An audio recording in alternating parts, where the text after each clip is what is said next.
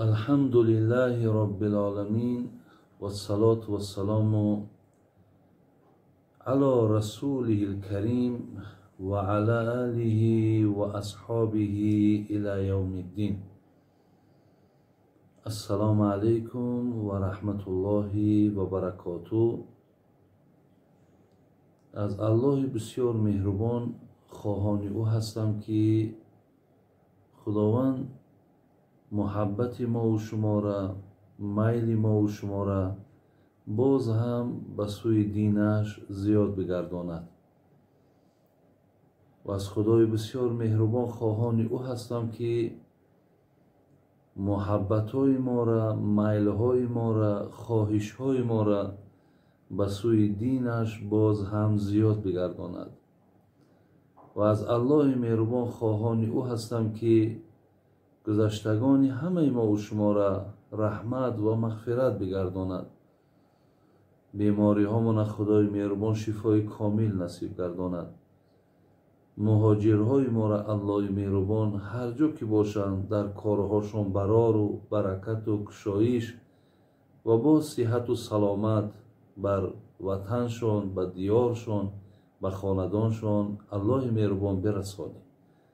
و از خدای مهربان خواهان او هستم که خداوند این ملک ما و شما را، این مملکت ما و شما را همیشه در پناه امن و در پناه عصمتش نگهبان باشد و خدای مهربان کسانی که برای آبادی و برای امن و برای خوب بودن این جامعه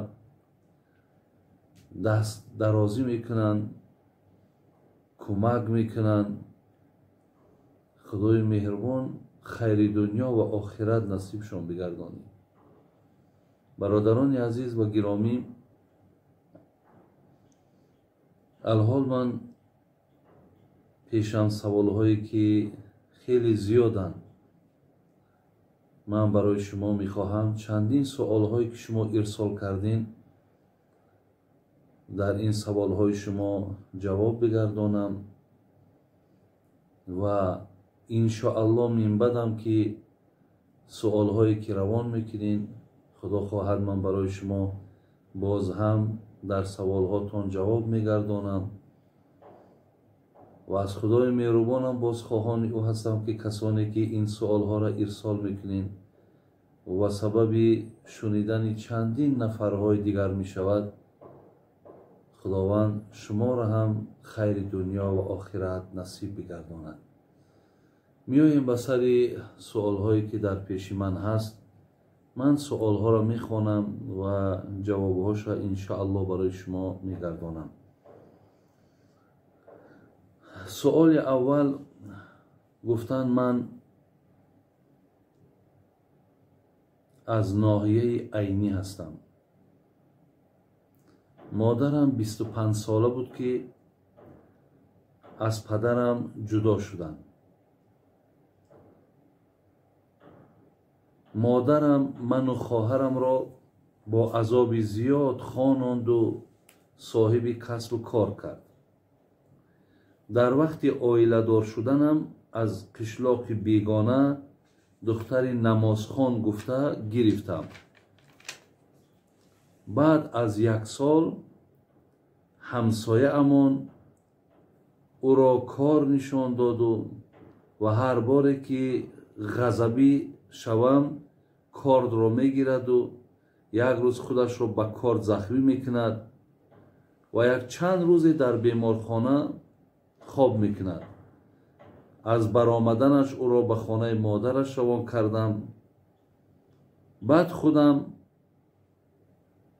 به سود رفتم. زنم آمد و گفت من حامله دارم. بعد چند وقت مادرش زنگ زد. بسیار سخنهای قبیح درشت مثل بی ناموس و بی غیرت، زنت پسردار شده است، گفته بیا زنت را بر. تمامی عائله همان من و مادرم را بسیار سخنهای قبیح میگویند. از بین 2 سال گذشت. مادرم میگوید رفته زنت را بیار. من دیگر با او خواهشی زندگی ندارم، چی کار کنم؟ برادران عزیز و خواهران خیلی گرامی، شما اگر چندین سوال و جواب هایی که من داشتم شما اگر اهمیت داده باشین، بی‌نهایت شکایت از زندگی ها خیلی زیاده. راستی باور کنین خواهرها و دادرای عزیز، من حتی دیگر خواندن همین ها ده هم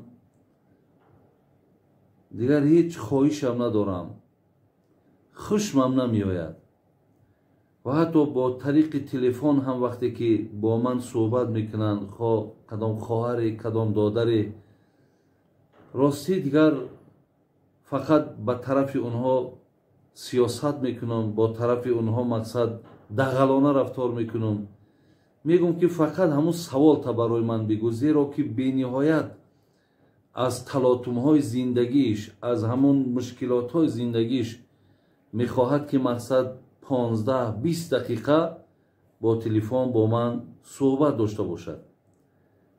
برای همین دادر عزیز، شما هم یکی از زمره همون نفرهای هستین که در همین آفت، در همین بلا شما هم مبتلا شده. برای این خواهرها و دادرای عزیز، هر یک شاید نفر به خودش یک پیشنهاد دارد یا یک گمان دارد.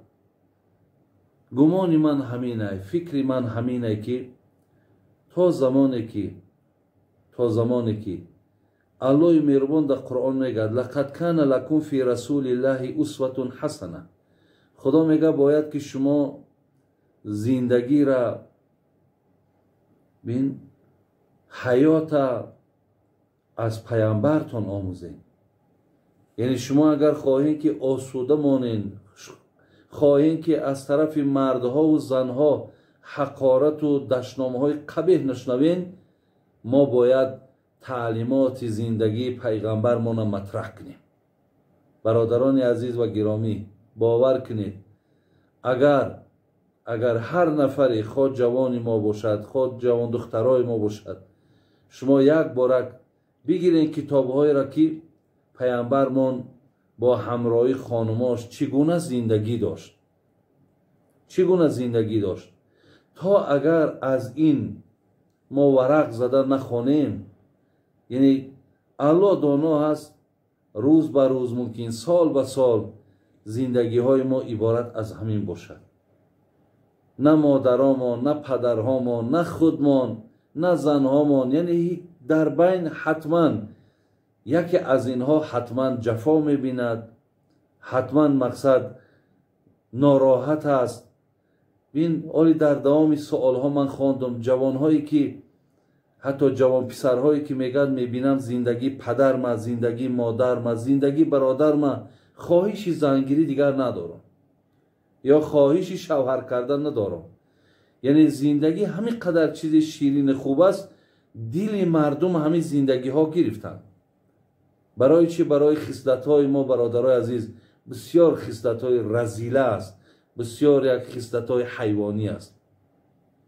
شیخ سعدی میگوید اگر این درنده خویی ز طبیعتت بمیرد، همه عمر زنده باشی با روان آدمیت. اگر تا همین طبیعت درندگی را از وجودتان دور نکنین، شما هیچگاه به او حد آدمی رسیدن نمیتونید. برای همین مراجعت من به خواهرها، به دادرها، به خسرها، به خشتامنها، بیاین این خصلت‌های زشت و رذیلمون از خودمان دور کنیم. بیا یک بارک دنیا را تماشا کنیم که دیگر دنیا را رنگ میگوی آخرش مانده است، دیگر از دنیا هم هیچی ماندگی نیست. بیا یک کم ترک دلهامون به فرزندامون بسوزد. بیاین در زندگی های فرزندا دخالت درست و دخالت خوب کنیم. زیرا که منم برابر همین برادرایی که در من می نویسند، برادرای عزیز، اکنون من شرط نیست که با والله و بالله قسم خورم، من هم اینها را که می خوانم منم ناراحتم، منم مقصد غمگینم که چرا مثال زندگی های ما اینقدر تلاطمه، چرا زندگی های مردمی که مسلمان نیستن چقدر زندگی های زیبا دارن، چقدر یکدیگر را دوست می‌دارن، یکدیگر را در آغوش می‌گیرن، یکدیگر را حرمت می‌کنن، با یکدیگر هر جا سفرها می‌کنن. همه بدبختی در همین زندگی ما مردم مسلمان هستیم.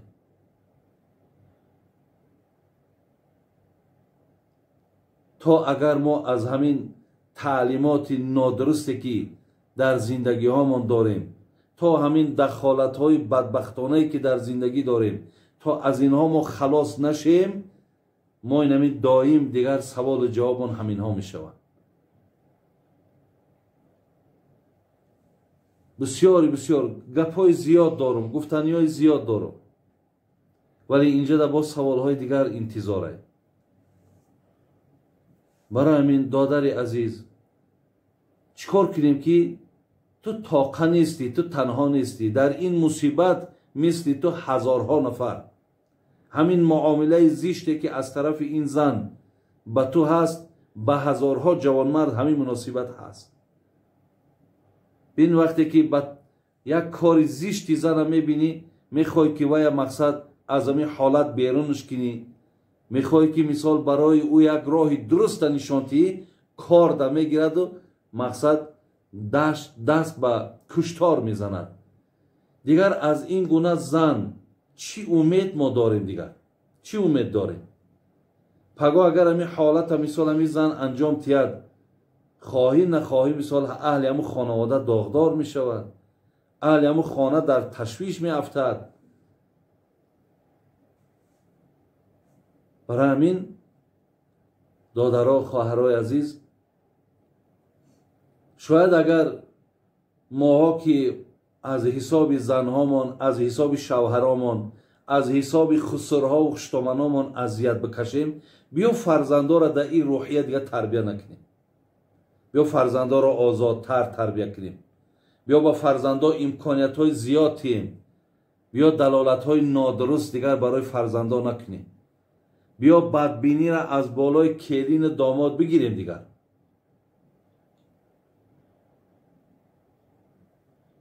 برای همین چندین برآمدهای پیش اومد، سخنهای قبیح هم گفتم، حاضرم در زبانم همون سخنها آمده ایستن، ولی با خودداری میکنم. با یک امید بچه ما زن میگیرد، با یک امید دختری ما شوهر میکند. بیا همون امیدهاشون، بیا همون آرزوهای اونها را ما پایمال نکنیم. بیا این دخترکامون، بچه‌کامون، من پیشتر یک برنامه درباره تربیه‌ای که یا دستوری که امام احمد حنبل به بچهش داد که بچه‌ام با زن چگونه باش، شما باید حتما تماشا کنید در همین شبکه نور تیوی. من پیشتر 10 نصیحت امام احمد حنبل به بچهش گفتم. دادرای عزیز، شما باید گوش کنین، با همون رفتار کنین. بگذار اگر چند بچه دلی پدر مادر تم که نباشد، تو از وی پیروی کن. از این دلالت های نادرستی کلانتراتون هیچ وقت پیروی نکنی. یا 10 نصیحتی که اون مادری که به دخترش کرده بود، وی هم در همین برنامه من جا کرده بودم. خواهرای عزیز، شما هم وی گوش اندازین، زندگی تونه از همون پیروی کنین که بینین در زندگی شما یکم بهبود و خیر می شود. من طرفدار زندگی آسوده ام. من طرفدار زندگی پر از تبسمم. من زندگی را مقصد میخواهم که بسیار خوب و بسیار نیک گذرد. برای همین دادر عزیز، مصلحتی من برای شما همین است که بینین مادر شما چی میگن. اگر بعد آنه که آوردی و باز هم همو رفتار، باز هم همو زبانی درشت، باز هم همو خیل دست به کشتار و دست به کارچه زد، این حالت دیگر جای بخشیدن نیست.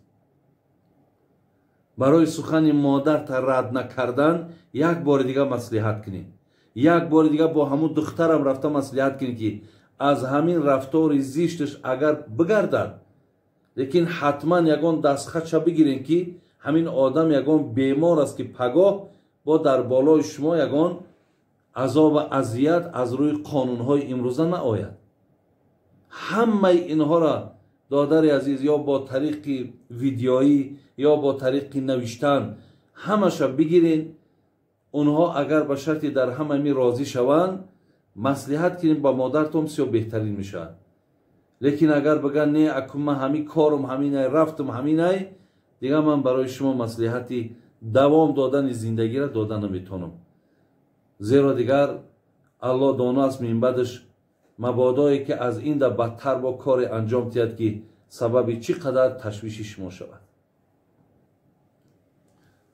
سوال دیگری که هست برای کسانی که امکانیت خوب دارند ولی سخی نیستند، دست کمبغل ها را نمیگیرند، یگان نصیحتی میکردید.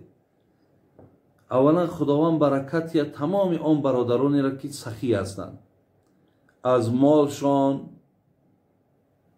دست بسیاری بیچاره ها و ناتوان ها را میگیرند، برای آباد کردن شهر و محله هاشان مبلغ گذاری میکنند. اولا خدا اینا را برکت یا. ولی آن کسانی که امکانیت دارین ولی نمیکنین، شما بینید که شیخ سعدی میگو به دنیا توانی عقبا خری بخر جانی عزیز ورنه حسرت خوری. تو میتونی برادر عزیز که در همین دنیا ایستاده آخرت تا بخری، یعنی با این صرف کردن مبلغایی که در راه خدا و در راه دستگیری این مردم صرف میکنی، تو معناش همین است که آخرت تا آباد کردیستی. و دیگر این که گناهات با طفیل صدقه بخشیده می شوند. با سبب صدقه پیش خداوند پاداش میگیری. ببینین با سبب این صدقه ها با مالتون زیاد می شود. پیامبر قسم خورد که قسم به خدا که ما نقصد صدقتون من مال. آدمی که مال شد صرف میکند، دستگیری میکند، احسان میکند، پیامبر میگه قسم به خدا مالش کم نمی شود. برای این مصلحتی من برای اینها این است که از مالهاتون صرف کنین برادرای عزیز. دستگیری کنین همسایه هاتون، دستگیری کنین بیچاره ها و ناتوان ها را. انشاءالله با دعای نیک اینها شما از بسیاری بدبختی و بیماری ها با نجات میابید. آدمی سخی را همه دوست میداره، آدمی سخی را همه حرمت میکنه. با سبب آن مبلغی که تو صرف میکنی عمرت هم خدا زیاد میکنه. با سبب صدقه‌ای که تو میکنی خداوند غضبش از بالای تو دور میکنه. الله رحمت کنه شیخ سعدی را میگفت اگر رفت آثار خیرش نمان، نشاید پس از وی الحمد خواند. اگر دادر عزیز پول داشتی، مال داشتی ولی هیچ کس از مال تو و پول تو برکت نیافت، هیچ کس از دستش نگرفتی، شیخ سعدی میگه روز اجل به سراغت میآید. روز تو این دنیا را پدرود میگوی، مردی و رفتی برای نزدیکا و برای مردم همون زمانه. شیخ سعدی میگه مصلحت من همین است که سوره فاتحه را در حقش نخوانید. حیف است برای این آدم که سوره فاتحه را در بالاش بخوانید، زیرا یک آدمی بیرحم بود، یک آدمی بی انصاف بود، یک آدمی مرده بود، یک آدمی بخیل بود. برای این خیل آدم از پیش خداوند مقصد هیچ وقت طلب مغفرت نکنید. مصلحتی من برای شما برادر عزیز انا همین است. شما با خیر احسان آبروتون بلند میکنید، شما محبوبیت پیدا میکنید، شما را خداوند مالتون هم حفظ میکنه، خودتون هم حفظ میکنه. ولی بین حتی میگه و یذهب الله بها الکبر و الفخر. اگر تو در وجود تکبری، فخر، بین حتی بگیم ناپسندی داشته باشی، خداوند میگه وقتی تو اگر مالتا در راه خدا بودی، همین خصلت‌های رذیله‌ای که به خاطر این مردم آدم تکبر را بد ببینه، من همین خصلت‌های رذیله را از تو میگیرم تا که یک آدم خاکسارت میکنم، یک آدم حلیمت میکنم تا مردم با این خصلت‌های خاکساری و حلیمی با تر دوست میدارن. برای همین برادرای عزیز، یکی از سبب‌ها حضرت علی میگو، یکی از سبب‌هایی که دنیای ما و دین ما خراب است، اینا کیا هستن گفتن؟ اینا بایه‌های هستن که بخیل هستن و از مالشان گفت هیچ وقت احسان خیر ندارن.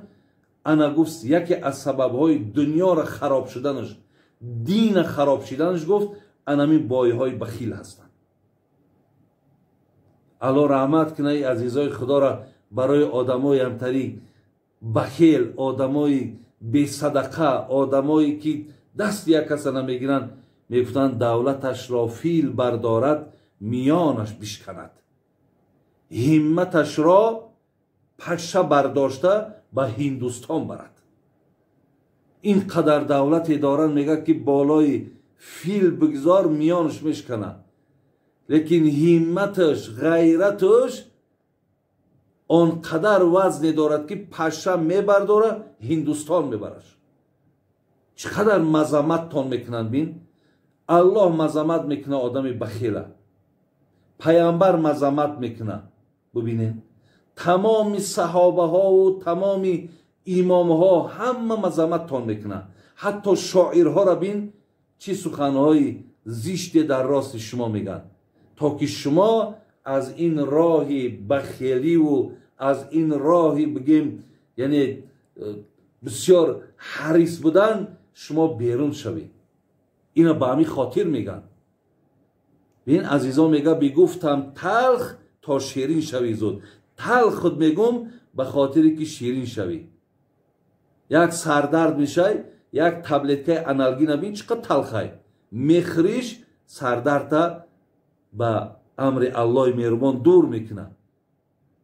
برای همین هر چیزی که اگر تلخی که برای شما میاد برای شیرین شدن تان هست.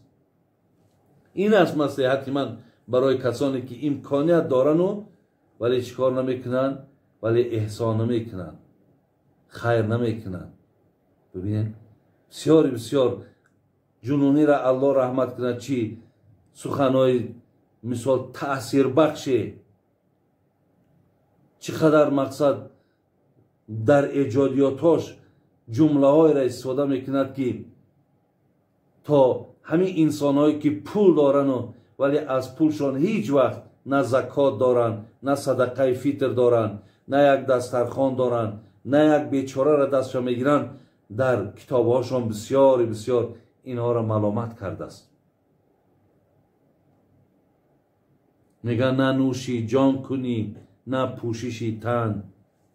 حتی همین آدمایی که مالدارن بسیارش، مالدارهای هست میگه که حتی چیکار میکنن، حتی بدنشان لباسی نه و برای بدنشان میخرن، حتی یک لقمه مقصد خواهش همو نفسش در همو هست، ولی اینقدر مقصد دلتنگ، اینقدر مقصد برای صرف کردنش ترسی داره که حتی برای شکمش میگه صرف نمیکنه. نه نوشی جان کنی نه پوششی تن، گذاری مال را بر شوهری زن، به شوی زن بماند مخزنی تو، به جان خود عجایب دشمنی تو. تو را گفتم ز شفقت نکته سخت، که زیر سر نمانی کالا و رخت. این سخنی سخته به خاطر هم گفتم که در تگ سرت پنهانش نکو، بوده که پگه او به شوهر زنت میمانه. سوال دیگری که آمده است، آیا پیامبرمان خدا را دیدگی هست یا نه؟ سوال دیگری که اینجا آمده است برادر عزیز چی بوده است؟ آیا پیامبرمان خدا را دیدگی هست یا نه؟ در صحیح مسلم برادر عزیز ابیذر غفاری میگه پیامبر پرسیدم هل رأیت ربک، پیامبر نازنین خدا را دیدی؟ قال پیامبر چی گفت؟ رأیت نورا، من در شب معراج فقط چیکار کردم؟ نور دیدم، پرده های نور دیدم. یعنی من هیچگاه با چشم الله را ندیدم، بلکه پرده های از نور دیدم. حضرت عایشه مادرمون هم پرسیدند یا امتاه هل رأى محمد ربه؟ حضرت عایشه مادرمون پرسیدند که ای عایشه، آیا پیامبرمون الله را دید یا نه؟ پیامبرمون مادرمون چی جواب؟ فقالت لقد کف شعر مما قلت، گفت از همین سؤال تو کردی موی بدنم راست شد، موی بدنم راست شد. بعد گفت این انت من ثلاثین، پیامبرمون حضرت عایشه مادرمون گفت در کجای باشین نباشین، اگر سخنی را سه سخنی را که شنیدین از نام پیامبر، اگر همین را به پیامبر نسبت دیم باور نکنین. یک تاش چی بود؟ یک تاش همین گفت من حدثك ان محمد رأى ربه فقط کذب، کسی گوید که محمد خدا را دید به تحقیق وای دروغ میگه.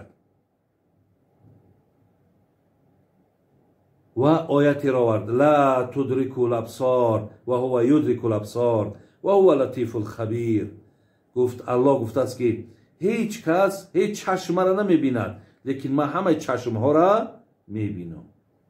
دیگر چیزی را که گفت عایشه مادرمان، سه چیزی را که اگر به پیامبر نسبت هم باور نکنید، یک تاش همین بود، گویند محمد خدا را دید، یا اگر کس دعوا کند که محمد خدا را دیدگی است باور نکنید. گفت زیرا کسی گوید محمد خدا را دید او دروغ میگه. دوم گفتن که من حدثك انه یعلم ما فی غد فقط کذب، کسی گوید که محمد از پگاه آگاهی دارد، ای فردا آگاهی دارد، یعنی از علم غیب آگاهی دارد، باورش نکنید. گفتن باور نکنید. ببین و ما تدری نفس ماذا تکسب غدا، عایشه مادرمون میگه آیت آورد هیچ کس نمیداند که فردا حال چی هست.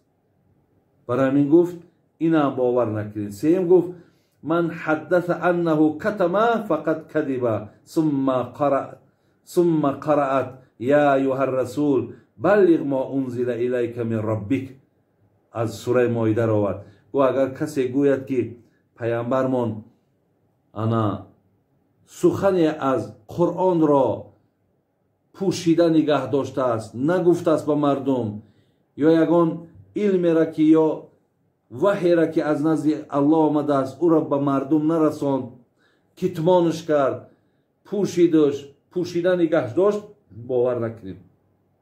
چیزی از نزد الله آمده بود همشه به گوش مردم رسانید. خلاص برادر عزیز، پیامبرمان الله را دیدگی نیست، فقط گفتن من نور دیدم. سوال دیگری آمده است بابای حاجی، مذهب اسماعیلیه چگونه مذهب است و در این مذهب در آمدن جایز است یا نه؟ این مذهب اسماعیلیه برادران عزیز و گرامی یکی از همین بگوییم فرقه های رویه شیعه است. این پیروای اسماعیلی فرزند جعفر صادق، امام جعفر صادق فرزندی داشتن به نام اسماعیل.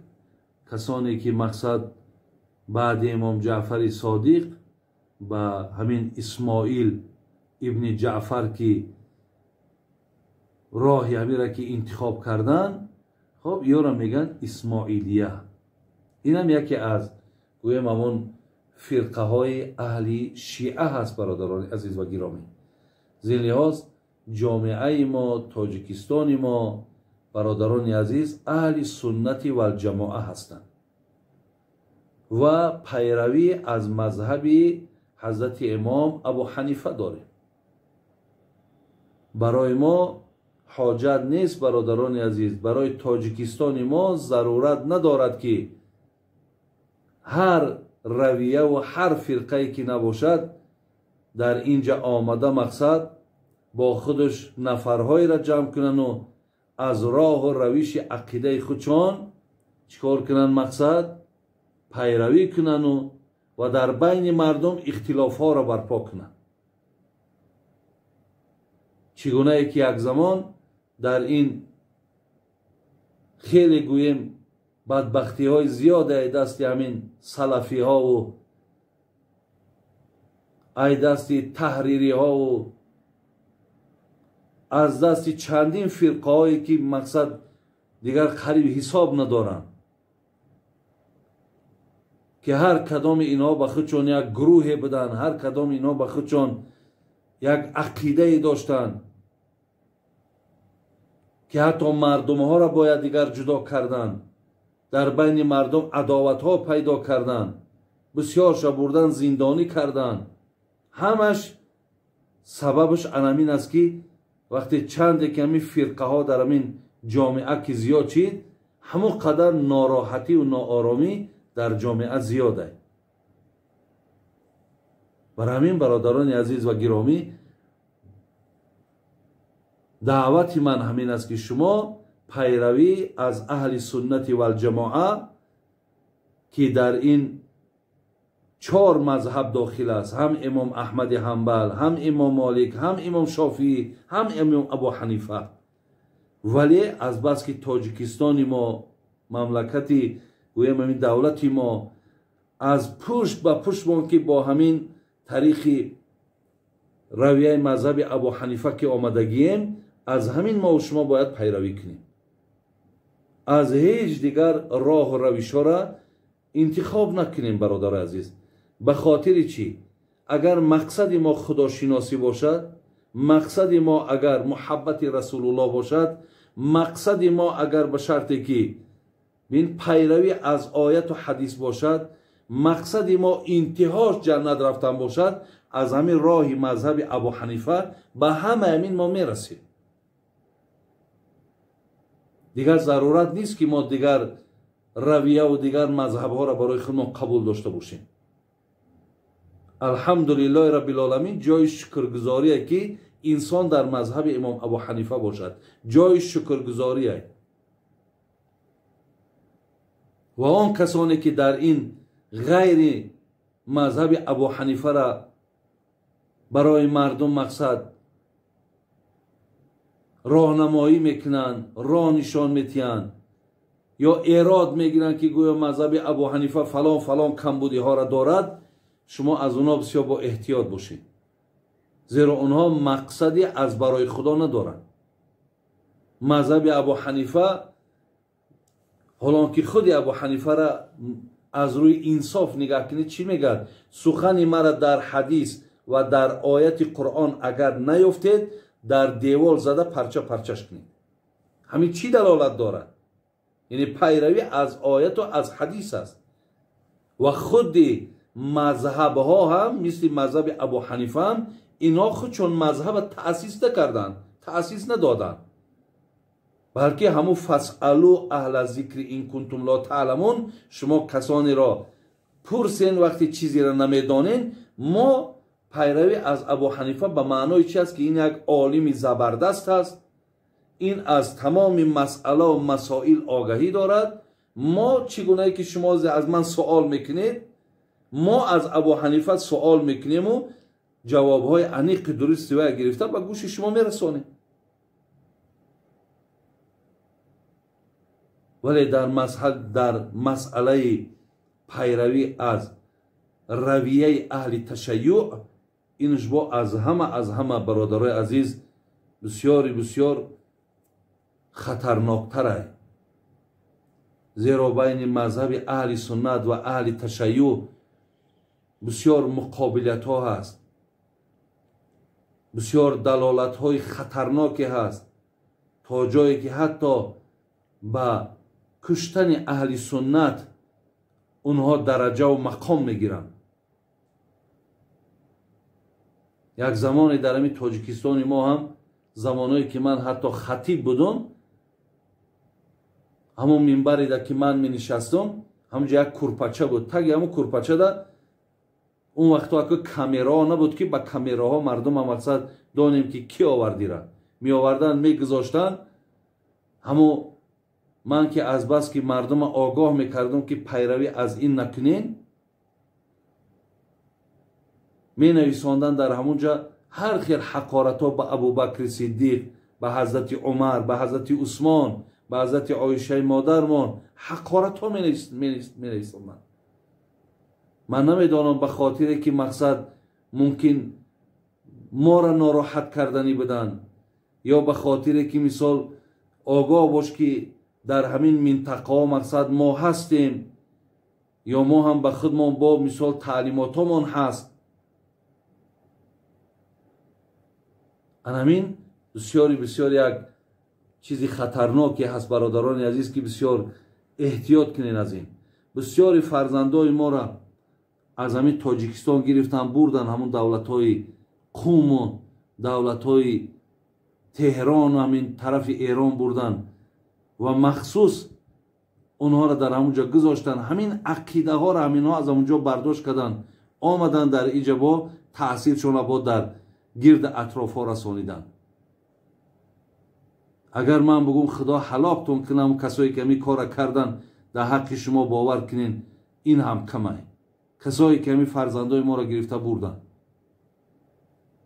من بسیاری از اونها را میدانم که کیها بودن، لیکن جاش آمد خدا خواهد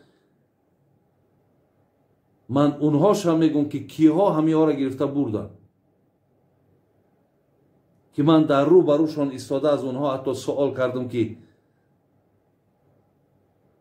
در نسبت شما همین خیلی میگن فرزندا را گرفته، فرزندای مردم گرفته میبرین در همونجا تعلیم میکنین، با چی مقصد؟ این چی سپارشه که شما این کار میکنین؟ اونا حتی در همین سوالی ما که من دوره خطیبین بود حتی جوابم نگردانیدن، یا شرم کردن، یا اینکه مقصد از کجا مقصدی آگاهی پیدا کرده است. و حتی در همین تاجیکستان ما حاضرم یک اهل علمی که معروف و مشهور است، میگه وقتی من سفر داشتم در همون شهرهایی که من نام گرفتم، صنفخانه در آمدم که همش تاجیکن. گفتم شما چی می آموزین؟ گفتن همین عقیده اهل تشیع می آموزیم. میگه گفتم آخر خوب نمیشید که این مذهب ابو حنیفه را تعلیم میگرفتین، این راه را برای خودتون انتخاب نمیکردین. گفتن داملا ما تاجیکستان که رفتیم نمیگیم که ما شیعه‌ایم، ما عقیده ما را پوشیده نگه میداریم.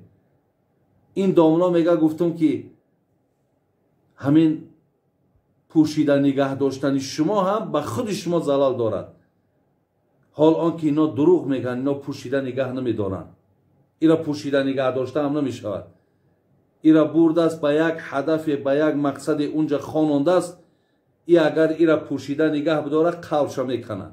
ای باید این چیزا باید حتما در چند نفری که به گردنش وابسته کردگی باید اینها را مقصد این آدم به دیگران رسانه. و این بیچاره که میرود درس میگیرد برادر عزیز، این از اون بدبختی که به سر این نفری که آورده است از او آگاهی نداره. این فکر میکند که مقصد همین کاری ما یا همین راه ما درسته، ولی اون نفرهایی که اینها را بردن بسیار هدفهای پلید داشتن.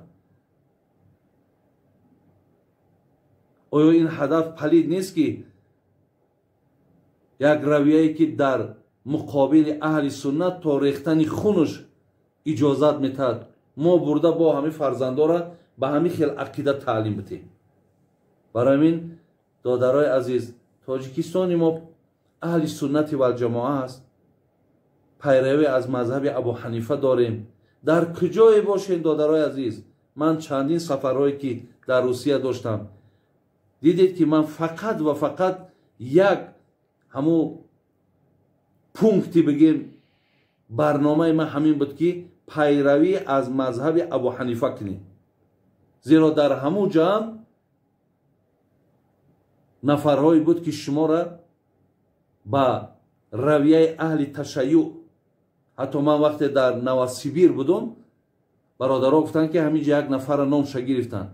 гуфтанд ҳамин кас омаду мардума ба шиагӣ даъват кард.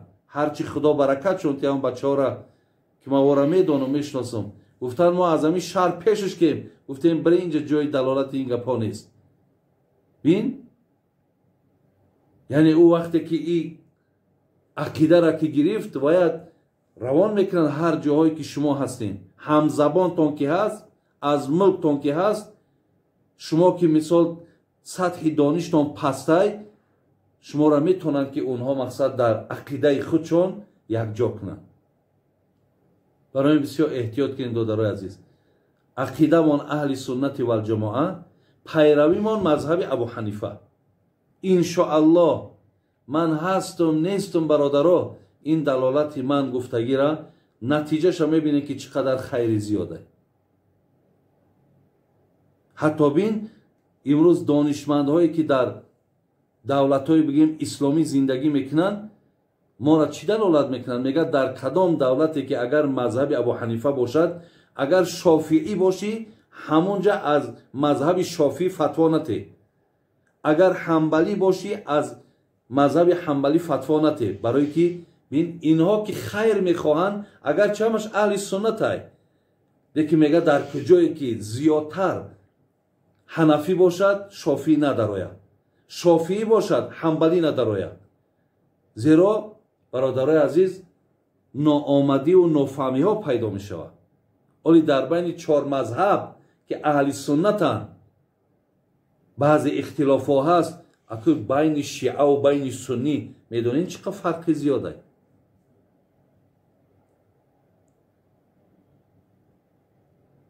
барои ҳамин ман мегӯям як нуқта бас аст, агар шуъур аст, варна чӯ чароғ пеши кур аст. оли ман фақат як нуқтаакиша барои шумо, як калимаак, як ҷумлаакша барои шумо гуфтам. агар он ақидае ки дар даруни ин равия аст, ман барои шумо гӯям ки инҳо чӣ мегӯянд, яке мабодои бо мақсад сабаби ягон бадбиниву бо сабаби ягон рафтори баде мисол ман нашавам гуфта, ман аз бисёри ин суханҳои ино худдорӣ кардам. фақат ба шумо маслиҳатам ҳамин аст ки пайравӣ аз мазҳаби худтон кунед ва дар тоҷикистони мо дар куҷои сухани маро мешнавем, агар акси мазҳаби Абу Ҳанифара касе агар ташвиқ мекунад, тарғиб мекунад, сади роҳша бигирем бародар азиз. онҳо хайрхоҳи дин нестанд. боз мегӯям ки агар шумо розигии Аллоҳ ва расули ӯ ва агар шумо мақсад ҳамон ақидаеро ки шариати мо дорад пайдо кунед, ҳамаш дар мазҳаби Абу Ҳанифа ҳаст.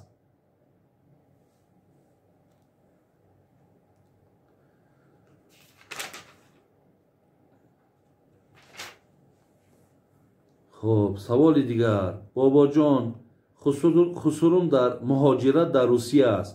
хушноманам бо рафиқи хусурум робита дорад. ҳар боре ки хусурум занг мезанад, хушноманам бо суханҳои қабеҳу бад телефонро хомӯш мекунад. он мард дар ҳамсоягимон зиндагӣ мекунад.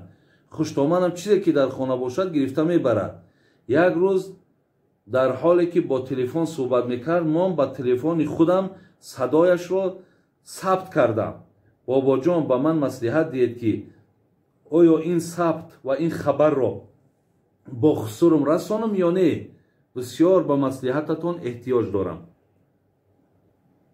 аку суханҳои қабеҳе ки ин хушномани ту мегӯяд, маълум аст ки вақте ки бо худаш як мисли худаш як нокасу палидеро ки ёфтааст, дигар ки бо шавҳари аввал муомилаш дигар ҳамин мешавад. одами ҳаром, хо мард бошад, хо зан бошад, ки хислатошу рафтораш ҳамин мешавад. хоҳари азиз, лекин шумо вақте агар садоеро сабт карда бошен, беҳтар ҳамине ки ба фарзандош бигем, фарзандошта битен, ҳамонро бигзор гӯш кунанд. ин кора шумо аку келин мардум дар хонаи хусуру хуштоман худаш дар як ҳолати бисёр ногувора. медонед ки агар ин кор тарафи шумо шавад, дигар ин хеле мақсад ҳеҷ кас сира бовар, ҳатто ҳам шавҳарат боварат намекунад. зеро ту келунӣ. Келин дар ин тоҷикистони мо дар ҳар хона ба ҳайси фарзанд, ба ҳайси як одаме ки дар ҳамун ҷо бигем хайр мехоҳад, қабулш надорад. барои ҳамин шумо ира агар фарзандош одамои бономусу бонанг бошад, фарзандоша тиену пеши роҳи модарша гиранд. чӣ коре ки ҳамон аҳли хонавода кунанд, онҳо кунанд.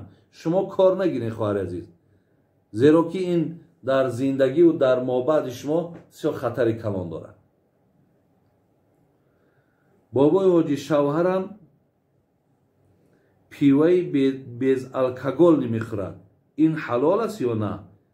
ва носашро партофта бетаҳорат кардан намоз мехонад. ин дуруст аст ё на?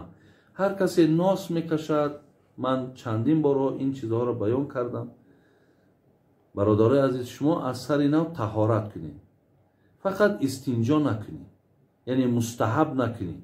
байни потона нашӯед, дигар ҳамаи аъзотона бушӯед баъди истеъмоли нос. вале барои харидани нос шумо маблағе ки дар хариданаш сарф мекунед, пеши худованд гунаҳгоред. зеро пайғамбар мегӯяд кафо билмаръи исман ан юзайъа ман яқут. он маблағеро ки ман барои нафақаи фарзандот метум, то аз ӯ гирифта носу сигарет мекашӣ, барои гунаҳгор шуданат пеши ман ҳамин бас аст. соҳибои китоб мегӯяд агарам халтаи нос дар барат боша, намозай гарданат соқит мешавад, леки савоб намегирӣ. вале масъалаи ана пиваи без алкогол аку дар давлатҳои мисли Дубай, мисли Покистон, Арабистон, ҳамун моу шаир ба маънои оби ҷав аслан як чизи табобатӣ ай. ман дидам ҳатто ҳамун шарбатҳое ки ҳамин аз ҷав меомад, аз Эрон меомад, аз Покистон меомад, аз Арабистон меомад, бо дар болоакаш ҳамита нависондагӣ буд ки ҳалол. барои ҳамин шумо нигоҳ кунед ки агар ягон фоиз дар таркибаш агар мақсад ҳамун алкогол надошта бошад, спирт надошта бошад, баъд нӯшиданаш ҷоиз аст. лекин нигаҳ кунед ки истеҳсолаш агар ба шарти боз ҳамин давлатҳои исломӣ бошад, ин беҳтарин мешавад. ваилло ҳар чизе ки шубҳа дорад, пайғамбар мегӯяд даъ ма ярибук иля ма ла ярибук. чизе шуморо дар шубҳа меорад, таркш кунед.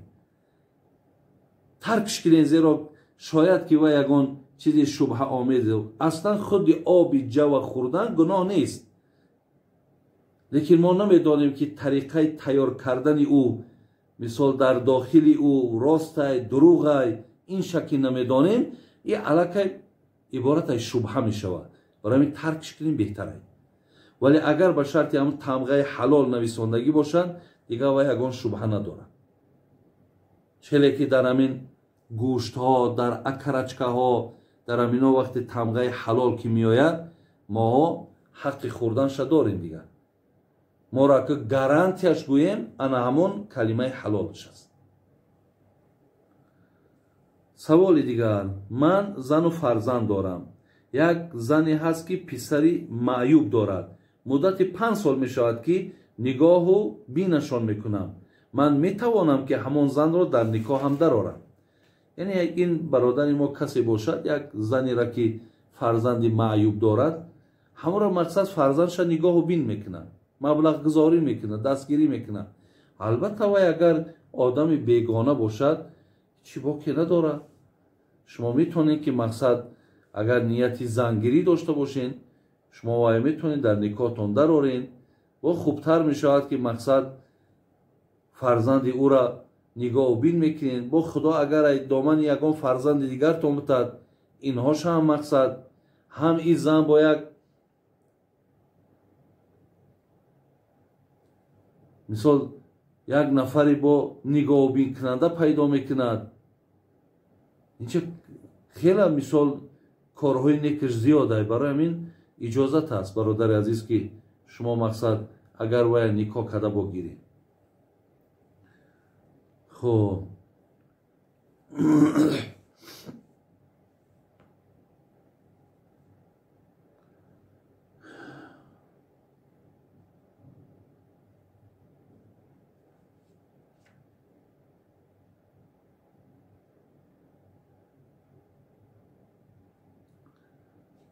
اینجا در سوال داده است دیگر کسی که بابا جان من در شهر خیتای هستم، در نزدیکی همون یگان آشخانه حلال نیست، در یک آشخانه خوراک میخوریم که گوشت خوک هم دارد، با همان کولیزی که خوراک گوشت خوک را میبردارد با همان خوراک حلال میبردارد، در همین حالت خوراک ما حلال است یا حرام؟ اجازت نیست برادرای عزیز که در ظرف هایی که مثال گوشت خوک میپزند در حال در همون گوشت باز اگر حلال بپزند شما یا کولیزی که از اونجا میگیرد خوراک حرام میبردارد از اینجا با خوراک حلال و یا اجازت نیست خوردن. برای می حرکت کنیم برادرای عزیز که در هر جایی که اگر همین آشخانه نباشند شما از خوردن ماهی و خوردن تخم و از چیزهایی که مقصد از شبهه خالیان از اینا استعمال کنید. نخورین مقصد میلش یک روز است یک هفته است، اگر همون گوشت هم که نخوردین خدا خواهد دیگر ایواز کننده ها بسیار چیزهایی هست که امروز شما میتونین از و میوه ها را میتونین استعمال کنین. از اینها استفاده برین و هیچگاه به این چیزها نزدیک نشوین برادر عزیز و گرامی. در روسیه از گوشت مرغ خوردن جایز است چون که آنها به بسم الله میکشند. من حاضر گفتم که اگر هر یک همون اپاکوفکایی که هستند گوشتای مرغ و اکرچکایی که هستند اگر همونها در همون تمغه حلال زدگی باشد دادرها و خواهرای عزیز شما میتونید که از اونها استعمال کنید. ولی وقتی میبینید که در مثال همون ویترین ده گوشتای مرغ و اکرچکه ایستادگی ایو ولی همون تمغه حلالش نیست شما از اونها استعمال نکنید. شما از اونها استعمال نکنید. اینجا گپ در سری تنها اگر چند بسم الله هم یکی از شرطهای گویم حلال شدن باشد اونجا در طریق کشتن او را ما نمیدانیم که او را چخیل میکشد و یا گردنش همون رگهایی که در کره اونها را میبرند نمیبرند و باید مثال چگونه مثال اونها را پوست میکنند از اینا که آگاهی نداریم برای همین این چیز برای ما بیگانه است ما نمیتونیم از استعمال کرد. بابا جون درباره آیت 45 سوره فاطر کمی معلومات میدادید. اینجا یک کدام برادری گفته است از سوره فاطر آیت 45 معلومات میدادید. من نگاه کردم. اعوذ بالله من الشیطان الرجیم ولو یؤاخذ الله الناس بما کسبوا ما ترک علی ظهرها من دابة ولكن يؤخرهم الى اجل مسمى فاذا جاء اجلهم فان الله كان بعباده بصيرا. صدق الله العظیم. برادرای عزیز معنای این آیت چی است؟ میگه اگر خدا مردم را به سوی به سزای آن چی کردن یعنی مردم اگر از روی گناه ها و از روی معصیت ها و از روی نافرمانی ها که کردن گرفتار میکرد یعنی به خاطر گناه ها و به خاطر بدبختی هایی که داریم برای هر کدام این خدا بالای ما مصیبت می آورد بالای ما مشکلات می آورد. ببینید الله چی میگد؟ میگد که دیگر هیچ جانوری را یعنی هیچ دابه به معنای جانور هیچ جنبنده یعنی اگر چی مفسران اینجا میگه مراد انسانه بر پشت زمین باقی نمیگذاشت ولی آنان را تا میعاد معین مهلت میدهد و چون میعادشان فرا رسید بیگمان خداوند به بندگانش بیناست. یعنی میگه اگر از روی گناه ها از روی همون رفتارهای نادرست ما خداوند در هر یک کاری ما اگر ما را جزا میداد امروز در روی زمین میگه دیگه آدم نمیمان. لیکن خداوند هر کی در دنیا ثواب میکنه یا گناه میکنه همه را بر روز آخرت باقی مانده است. پیش خدا که رفتیم از ما حساب میگیره. در ثواب ما ثواب میگیریم در گناه ما عذاب میگیریم. ولی در سوره شورا هم آیت 30 نگاه کردم الله میگه اعوذ بالله من الشیطان الرجیم و ما اصابکم من مصیبت فبما کسبت ایدیکم و یعفو عن کثیر. خدا میگه بسیاری از همین مصیبت و مشکلات و سختی که به سرتان میاد از حاصل دستای خودتانه. یعنی از همون کردارهای بد و زشتی خودتانه. و یعفو عن کثیر. خدا میگه من بسیاری گناهاتون میبخشم. از بسیاری گناهاتون مقصد همه اینا رو به آخرت جزاشو میگذارم. اگر به همه اینا من شما رو عذاب کنم، شما یگان ساعتی تینجی و آرامی و خوبی را در دنیا نمیبینید. برای همین الله مهربان تا روز قیامت این گناه های ما را باقی میماند تا جزاش اونجا ما بگیریم. این است برادر عزیز معنای این آیت 45 سوره فاطر که خداوند میگه یعنی به سبب گناهاتون من شما را در هر گناهتون مؤاخذه نمیکنم، عذاب نمیکنم. اگر در هر گناهتون من شما را عذاب کنم و بالاتون سختی بیارم و مشکلات بیارم و درد بیارم، در روی زمین دیگه آدم نمیمونه. برای همین همه اینها را بر روز آخرت خداوند گذاشت. من صاحب 4 فرزندم. شوهرم حاجی است، نماز نمیخواند، زنا میکند، بسیار دهانی بد دارد. من چیکار کنم؟ بسیار مانده شدم در زندگی. خواهر عزیز اکو دیگر یک زمانی شده است که بسیار باور کردن در آدمی خواه حاجی باشد. اما شیخ سعدی میگو خر عیسی گر برش به مکه گرچه آید هنوز خر باشد. اکو ما بسیار دیدیم حاجیایی را که سفر حج کردن برادرها و آمدن دیگر اکو خی چی گویم آخی. برای می حاجی بدن یگان اعتماد ندارد. یگان اعتمادی نداره که حاجی گفته دیگر تمام باوری را در همه آدم بگذاریم. زیرا بسیار اینمی گفتی خواهر ما که اینمی زنا و اینمی تمام بینمازی و تمام افلاسی را همین برادرایی که حج کردن و آمدن انجام دادیستن. برای همین خواهر عزیز دیگر که تو 4 فرزند داری، فقط و فقط در حقش دعا کنه. دیگر خداوند اکو گویم همین خیل یک مردی بسیار ناخوبی را نصیب شما کرده بود است، ولی این بچه انشاءالله از خدا امیده تو دعا کن، همیشه مصلحتش بده، همیشه نصیحتش کن. امکان دارد که زنها عیدتشون می آید، راهاش بیا اکو تربیهش کن. انشاءالله از خدا امید است که خوب میشه. اکو فرزنددار نمی شدی خیگان مصلحت دیگر می که 4 فرزنده. در باره قربانی می گفتید که چی خیل و از چی حیوان سر می شود. اکو قربانی ها امروز 12 ذوالحجه، نه امروز اکو تا نماز عصر ما میتونیم قربانی کنیم. قربانی از حیوان هایی که می شدن از شتر بود، شتری که از 5 سال کم نباشد، از گاو می شود از 2 سال کم نباشد، از گوسفند می شود از 1 سال کم نباشد. گوسفند فقط رخصت ای که 6 ماهه و 7 ماهه باشه و اگر بگیم قدش و بزبلگیش و فربگیش برابر 1 ساله باشه اجازت ای. دیگر حیوان ها گفتگی هم همینان حیوانی هایی که قربانی می شوند. دیگر حیوان ها مثل آهو باشد انا خب یا مثل مرغ باشد، اینها قربانی ده، اینها مالهای قربانی نیستند. همین هایی که نام گرفتم همین ها قربانی می شود. خواه نر باشه خواه ماده فرق ندارد، خواه بوز باشد خواه گوسفند باشد، هر دوش قربانی می شود. خب در خواب دیدم که شخص میگوید که زنت برای تو طلاق است. بسیار در حالت بدم بابا جان گوید که این حقیقت دارد یا نه.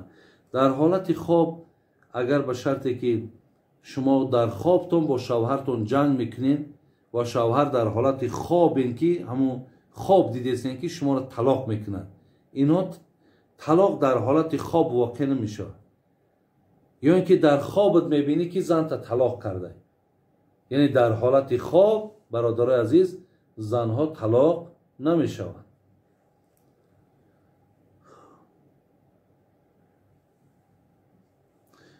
سوال دیگری است. وقتی خدای مهربان بنده را می آفرد تقدیر نیک و بدش را خودش می نویسد.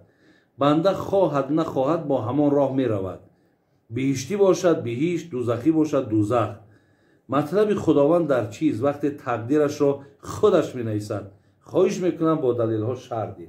مسئله تقدیر برادرای عزیز و گرامی، البته دوزخی و جنتی بودن ما این نزد علم خدا هست. وقتی الله انسان می آفره میداند که این دوزخی یا بهشتی، لیکن او را هیچ وقت خودش با او راه دوزخی یا با راه بهشتی نمیبرد. در انتخاب راه انسان خودش صاحب اختیار است. اگر برادر عزیز ویا دوزخی نوشته باشد و عملهای دوزخی دا خودش الله که دلالتش کنه و در همین راه که برش پگاه پرسیدنش از بنده چی معنی دارد؟ چهل الله مهربان میگه که چرا تو در دنیا زنا کردی؟ میگه آخی مرا خودت بردی. چرا تو در دنیا مقصد تهمت کردی؟ میگه خودت مرا بردی. برای همین این عملها را اختیارش در دست ما های برادر عزیز. فقط الله با علمش میدانه که ما رای دوزخ انتخاب میکنیم یا رای بیشتر. الله را میدانه، لیکن ما را مجبور نمیکنه که تا این راه را انتخاب کن. کدام راه را انتخابش به دست ما های. برای همین این علم تقدیر کمتر علم نازک های برادر عزیز. برای همین این سرفرایی رفتن کمتر کاری مشکل های. اینقدر شما دانین که دوزخی و جنتی ما را الله به علمش میدانه، ولی این کارهایی را که ما میکنیم این را ما از پیش خود ما میکنیم. یعنی یک نفر شما میبینید که نماز نمیخواند، شما این معنی را خداوند مقصد او را به نمازش کرده است، یا خداوند او را مقصد در همین راه برده استش. نه، این خیل بها دادن در کار است. این گناه های برادر عزیز. او راه را خودش انتخاب کردگی، میتونه این راه بگرده، اختیار داره. باز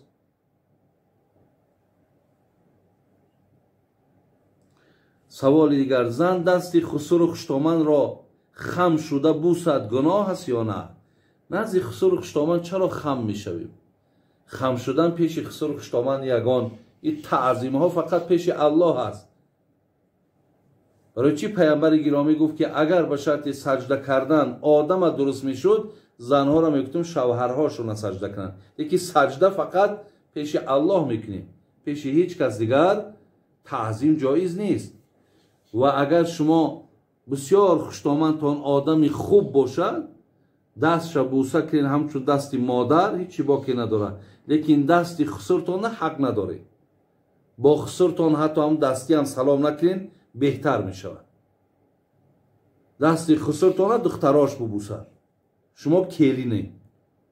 شما هم دستی اگر خوشتامنتان حرمت کند، اگر همو ارزنده بوسه کردن داشته باشد بوسه کنید.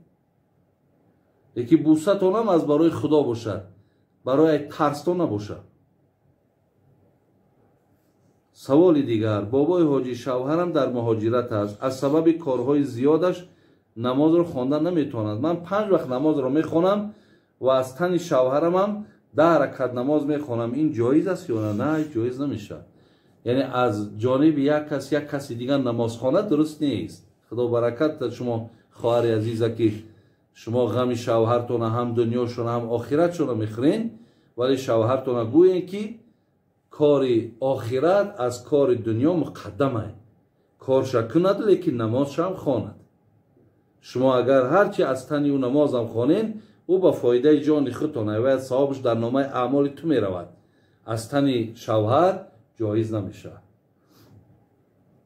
سوال دیگری که کردن، گفتن در رمضان از سبب بیماری 23 روزی روزه رو خوردم، این رو چکر نیت کنم؟ مقصد وقتی که شما از حساب بیماری روزه را خوردین، همون 23 روزه شما میتونید که یک روز روزه گیرین، یک روز استراحت کنین، با بگیرین، یک روز پس میگیرین، 2 روز پس میگیرین. خلاص همین 23 روزه اگه در گردنتون قرضه که این را باید شما از گردنتون ساقط کنین. برای همین اگر توانی مثال 23 روزه هر روزه بگیری، қувватат имкониятат боша бигир. агар натони як рӯз пас бигир, ду рӯз пас бигир, иҷозата. ин кафорат нест. ин ба азр тарк шидай шумо ҳамин бояд 23 рӯза ай гардантон соқит кунед.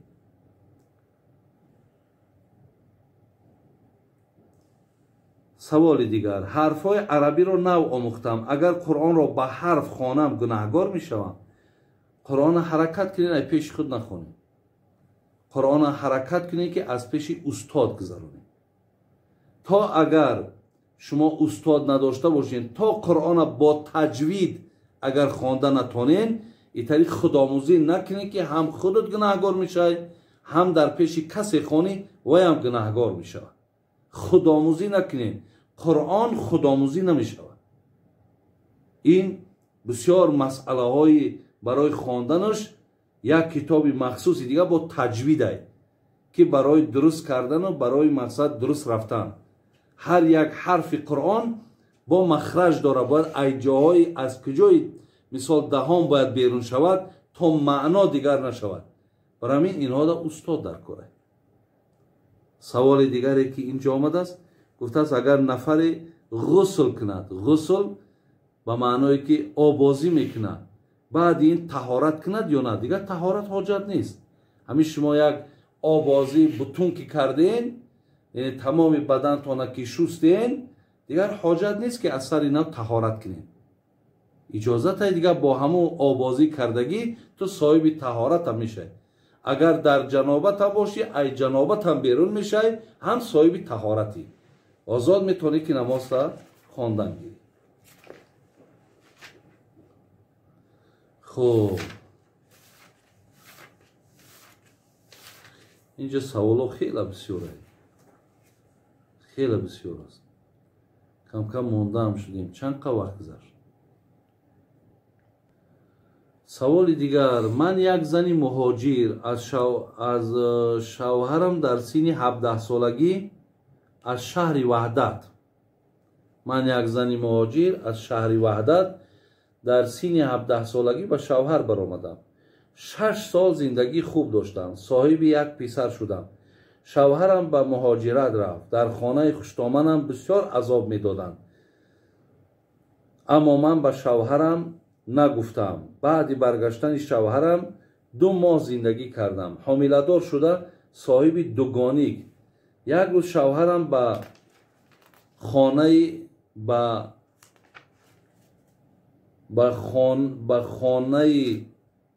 хонаамон бошад хабаргирӣ хонаи модарам бурд. мақсад шавҳараш гирифтаасту хонаи модараш бурдааст. хонаи бигем хуштоманаш рафтааст. ҷавобамро дод. ҳар қадар зора кардам, гуфт не, рафта кӯдакота аборт кун. гуноҳамро нагуфт. баъди 10 сол ҷудо шуданамон зани бародараш овоза кардааст ки гӯё ман бо марди 50-солаи кадом нафаре мегаштам ва ман зани намозхон будам, аз худо метарсидам. ҳозир соҳиби шавҳар ва як писари дигар ҳастам. оё ман барои аборти ҳамон дугоникҳо гунаҳгор шудам ё на? бале хоҳари азиз, ана шумо барои аборт кардани онҳо гунаҳгоред. худованд фарзанда ки дод, ин бисёр як неъмати баланд аст. шумо барои мақсад вақте ки мардаке ки на тун қадар фарзанди бисёре надоштӣ ки дили мардака фарзандот гирифтагӣ бошад. ту ҳам аги як фарзанд доштӣ, бояд дугоне ки дигар худо барои ту дод, ту бояд ки инҳоро мақсад қабул мекардӣ. та агар мумкин буд ки агар ҳамёро аборт намекардӣ, зиндагитам вайрон намешид. барои ҳамин аку модоме ки кореро ки кардай, ин гуноҳи кабирай. вале аллоҳи меҳрубон қуръонда мега ла тақнату мин раҳматиллаҳ, ту аз раҳмати ман ноумед нашав. яъне иншоаллоҳ инналлоҳа яғфиру зунуба ҷамиа. худованд агар ба сӯи ӯ гардену тавба кунен, гуноҳотонро мебахшад. барои ҳамин хоҳари азиз, дар гуноҳ кардед шумо. аку ба сӯи аллоҳи меҳрубон тавба кунен, зеро ки ин гуноҳро шумо нодида карден ё нофаҳмида карден, یا برای بعضی طریق جوانمردای بدبختی که شما را در گناه دلالت میکنند برای زندگیت کردی، ولی تو گناهگار شدگی، تو باید اطاعت نمیکردی. ولی مادام اطاعت کردی، اگر جای گناهگار شدن شد، ولی به سوی الله مهربان توبه کن، خدای مهربان گناه تا میبخشد. برادران و خواهران عزیز، اکنون انشاءالله فکر میکنم از ساعتم زیاد شد که من با شما صحبت داشتم. اینجا چند سوالهای دیگرتون مانده است. خدا خواهد که باز با در روزهای نزدیک برای شما با سوالهاتون جواب میگردانم و خدای مهربان عمرهاتون دراز کنه، ایماناتون کامل کنه و الله مهربان خیر دنیا و آخرتتون بده. با سوالهاتون باشه مرحمت در همین شبکه نور تیوی برادر عزیز شما سوالهاتون ارسال کنید و این انا بنده خدا را و این فرزند گویم شما از شبکش دستگیری کنید. انشاءالله چیزی که در پیشتر گفته بودم باز میگم که خدا خواهد هر یک لحظه ای که وقت یافتم من برای شما در سوالهاتون جواب میگردانم و یگان برنامه های دیگر هم یگان موضوع های دیگر هم با برای شما گفته میگذارم. السلام علیکم و رحمت الله و برکاته.